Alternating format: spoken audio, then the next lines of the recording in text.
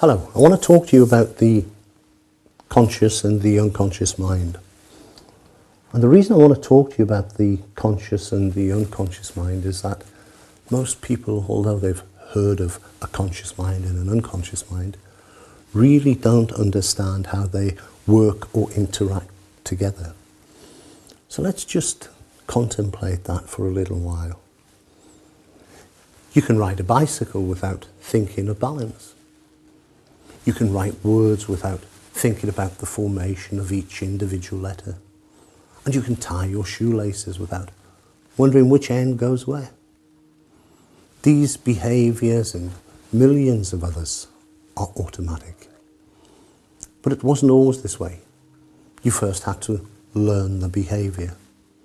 You had to analyse, reason, try, test, and retry many times to get the behaviour correct. And then you had to repeat this correct behaviour many times to make it automatic. When you analyse, reason, interpret or think about the appropriate behaviour for any given situation, you rely on your conscious mind. When the behaviour becomes learned, when it becomes automatic, you can then rely on your subconscious mind. So the subconscious becomes a storehouse of learned behaviours.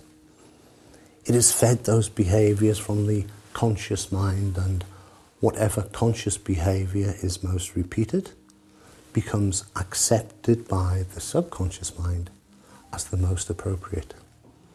It becomes a habit. But it's not just our physical behaviours or actions which become automatic. Our emotional behaviours, our attitudes and beliefs also become automatic.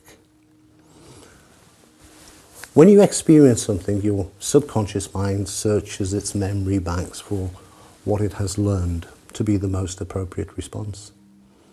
If it has none, it will refer the experience back to the conscious mind, along with any information, attitudes and beliefs, which the conscious mind can then use to interpret the new experience and work out the most appropriate behaviour in response.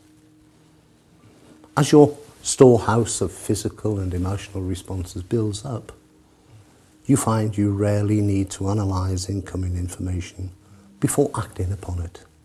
You simply follow the path of least resistance, the automatic response. So in one sense, the subconscious is like a computer. It is almost totally mechanical. It doesn't reason and simply responds consistently with the program fed into it by the conscious mind. It doesn't question. It doesn't see right or wrong. In itself, it has no concept of positive or negative. It simply does what it's programmed to do. In the same way that you can watch a movie unaware that every scene, every action, every word is controlled by a film director, just out of sight of the cameras. You can also watch your own life unfolding, unaware of the powerful director within your subconscious mind, controlling many of your behaviours. Just note for now that if you want to take control of the actions in your life, your responses to the things around you, you can't do it by fighting against your subconscious mind. You do it by changing its program to suit yourself. If you want to be more motivated in certain areas of your life, you can't just decide to be more motivated. You have to change that part of the program which controls your motivation. And that is the subconscious and conscious mind.